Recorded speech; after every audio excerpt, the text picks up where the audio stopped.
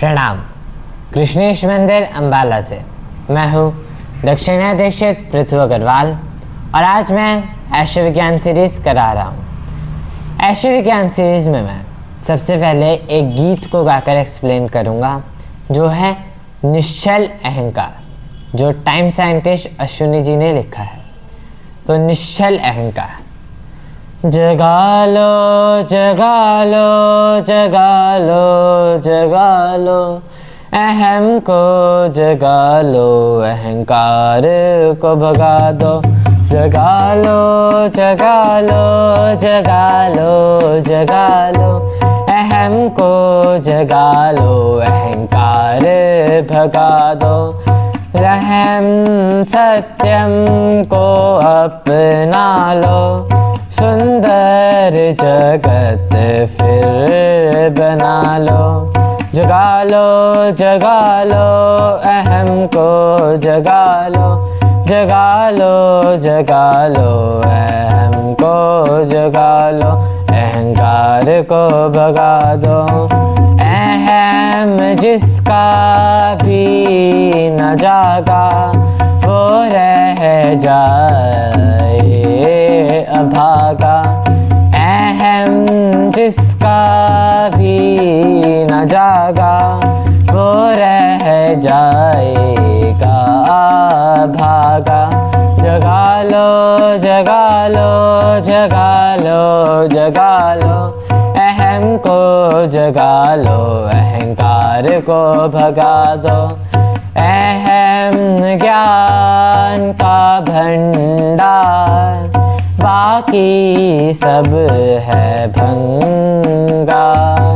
जगा लो जगा लो जगा लो जगा लो, अहम को जगा लो, अहंकार भगा दो।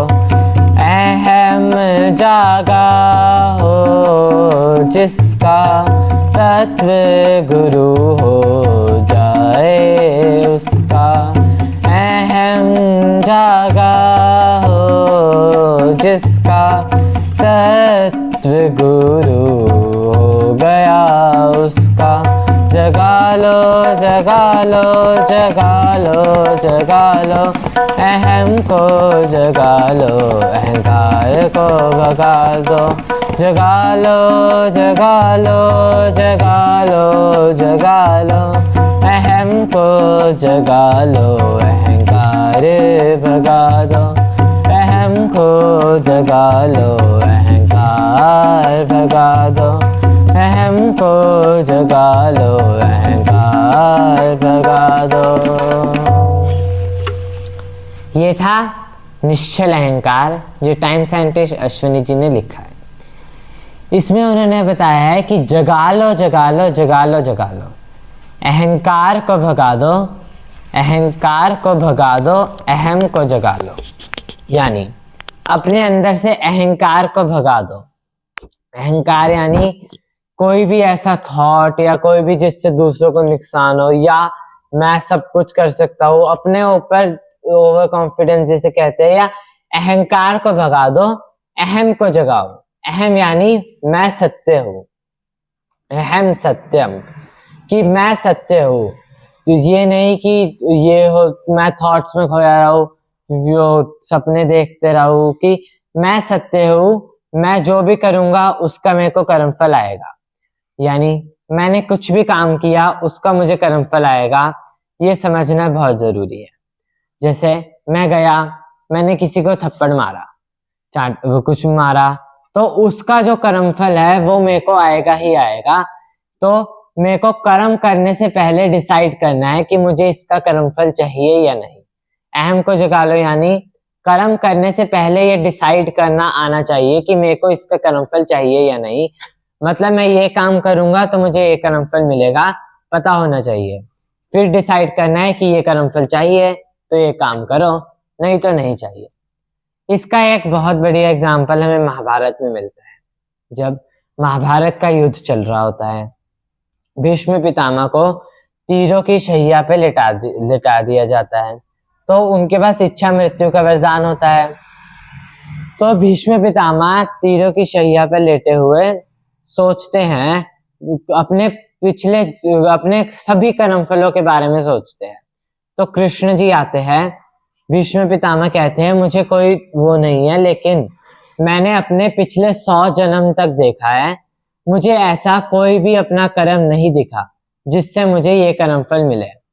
तो कहते हैं एक जन्म और पीछे जाओ तो तुम्हें दिखेगा कि तुम जा रहे थे तो रास्ते में एक कीड़ा या तितली थी, तुमने उसे उठा के साइड में फेंक दिया था ताकि वो कुचली ना जाए, लेकिन साइड में कांटों का पौधा था, उसके ऊपर वो गिरी तो उसका कर्मफल तुम्हें आया।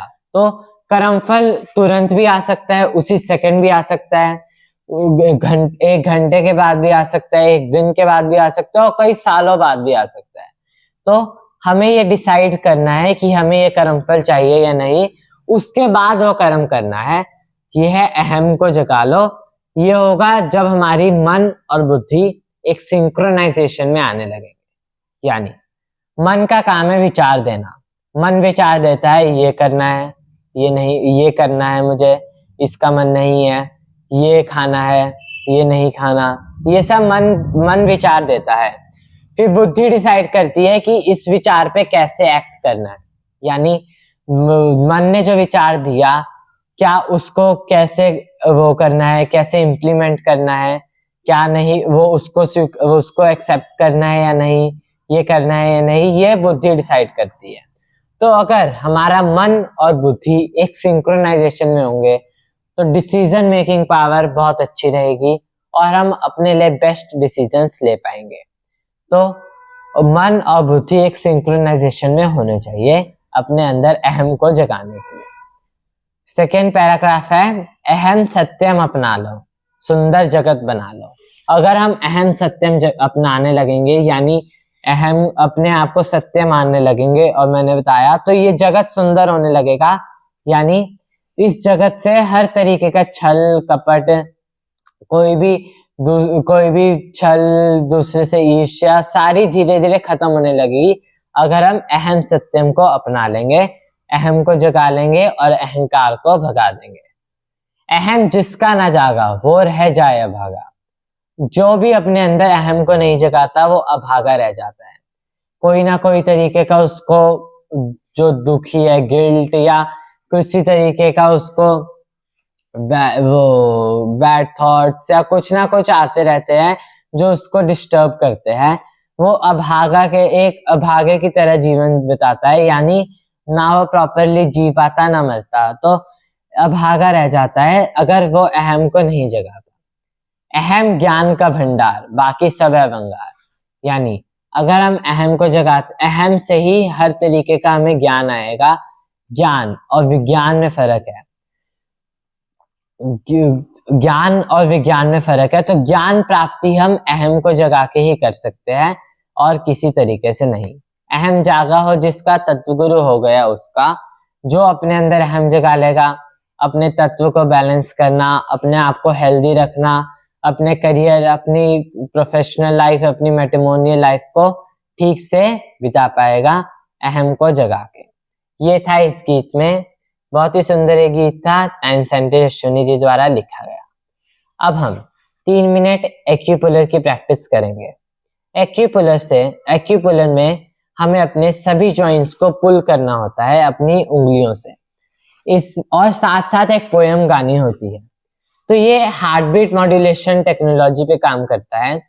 जब हम पोएम गाते हैं तो वाइब्रेशन जनरेट होती हैं, वो वाइब्रेशंस हमारी उंगलियों के थ्रू वो उन जॉइंट्स तक जाती है जहां पेन हो, और वहां पे जो भी वेस्ट इकट्ठा है जिसकी वजह से पेन है, दर्द होता है वहां वेस्ट इकट्ठा होने के कारण, तो वो उसे हिलाती है, एशर एनर्जी जनरेट होती है, वो वेस्ट निकलता है और हमारा जॉइंट पेन ठीक होने लगता है।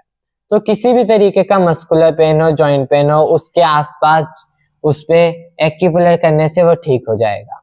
और अगर नहीं है तो आगे के लिए प्रिवेंशन भी हो जाती है। यानी जिसे माना जाता है बुढ़ापे में तो दर्द आएगा, घुटनों में दर्द आने लगता है, कमर में दर्द आ जाता है, साइनस जैसी प्रॉब्लम्स हो जाती है, गर्दन में दर्द बैठ जाता है, वो सब प्रॉब्लम्स नहीं होगी अगर हम रोज थोड़ी थोड़ी देर एक्यूपुलर करें।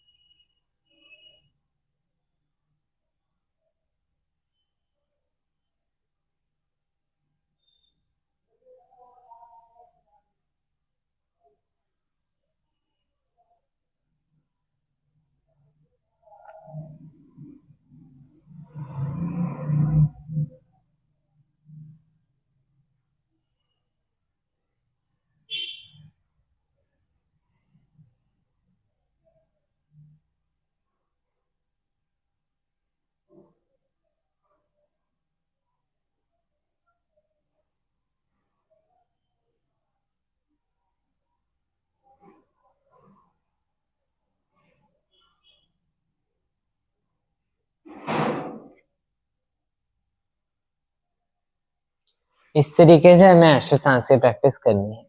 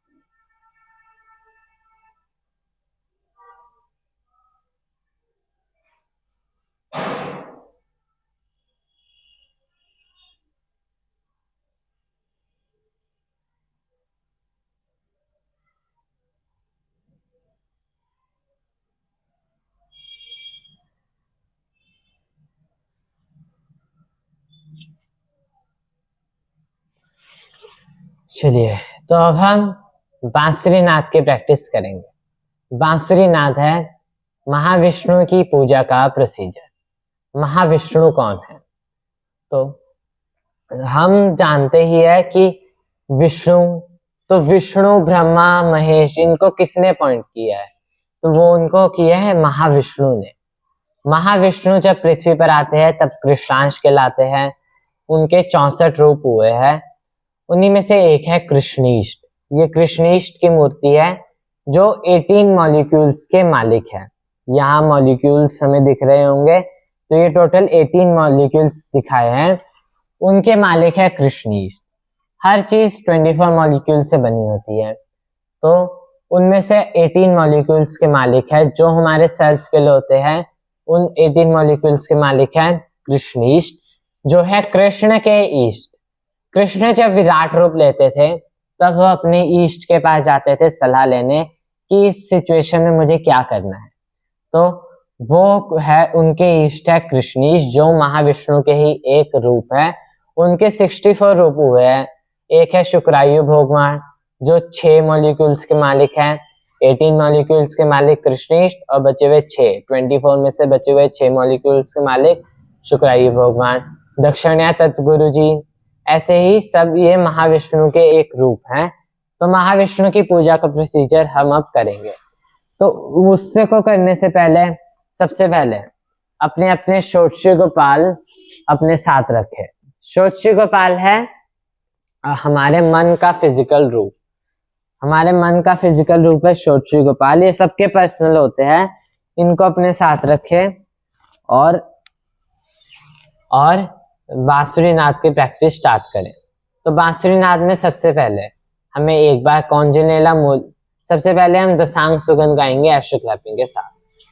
दिन भर तो था सूरज का तेरा, चांदनी लाएगी अब अंधेरा, पूर्णिमा को तो था सपने घेरा, अमावस में देखा कृष्ण मेरा।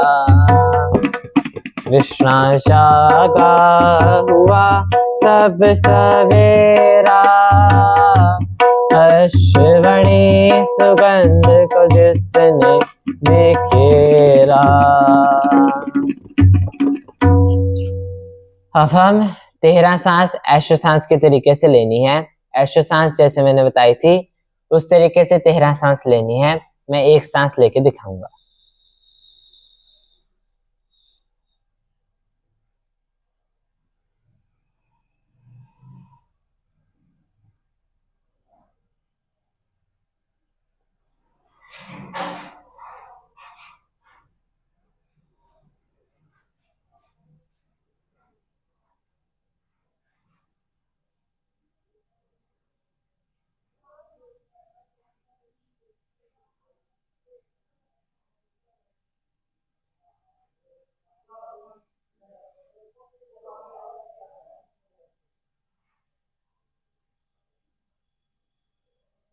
इस तरीके से 13 सांस लेनी है।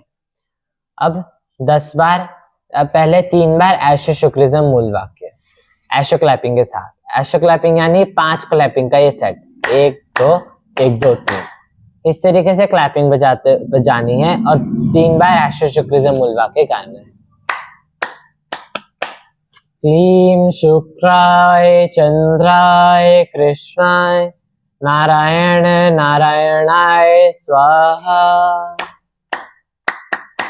क्लीं शुक्राय चंद्राय कृष्णाय नारायण नारायणाय स्वाहा। क्लीं शुक्राय चंद्राय कृष्णाय नारायण नारायणाय स्वाहा। अब 10 बार ऐशो क्लैपिंग।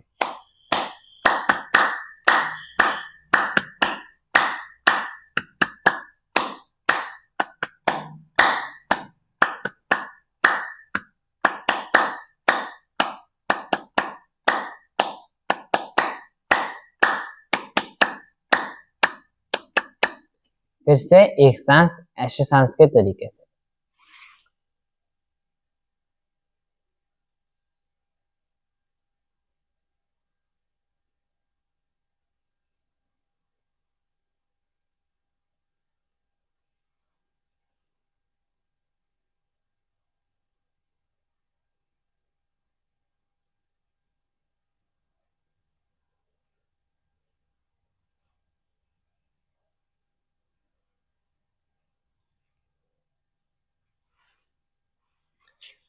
अब कृष्णांशु जब एक पोएम है उसे गाना है ऐशो क्लैपिंग के साथ। आत्मा वो ही तो रथ है जिस पे मन होता है सवार, तन वही तो नाव है, बुद्धि जिसकी है पतवार। मन है गट्ठर कर्म फलों का, समय से पैदा होता विचार। बुद्धि ही फिर दिशा दिखाए, नाव को जैसे चाहे न चाहे। नाव भंवर में ना फंस जाए, इतना तो कर लो इस बार। तुम गट्ठर जो लाए उसको तो कम कर लो इस बार। पैदा हुआ जब बंद थी मुट्ठी, चाहो जब खुले रहे नहार। जो लाया हो खर्च है करने, बढ़े ना माँ तुम देना साथ। दुआ तेरी बस यही अपेक्षित, दिशाहीन ना हो जाए जीवन। श्वासों में निपटे ये गट्ठर, बचे न रह जाए इस बार। आत्मा वो ही तो रथ है जिस पे मन होता है सवार। 15 से 20 सेकंड कपालभाति प्राणायाम।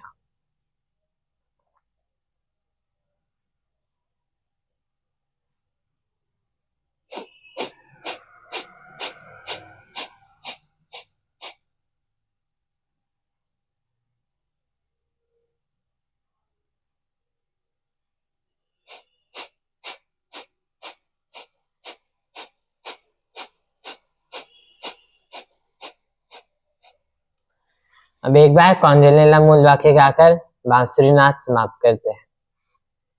अहं सत्यं जगत् सुंदरम, अहं शवं शिवं, पंचतत्व सत्यं पंचारक सत्यं, योगवयोगा सत्यं, कृष्णाशियात्मा सत्यं, सत्यं शिवं शवम्। इसी के साथ आज का ये बांसुरी नाद और ये वैश्य विज्ञान सीरीज मैं यहीं पे समाप्त करता हूँ। सभी को प्रणाम। जय कृष्णा, जय कृष्णेश।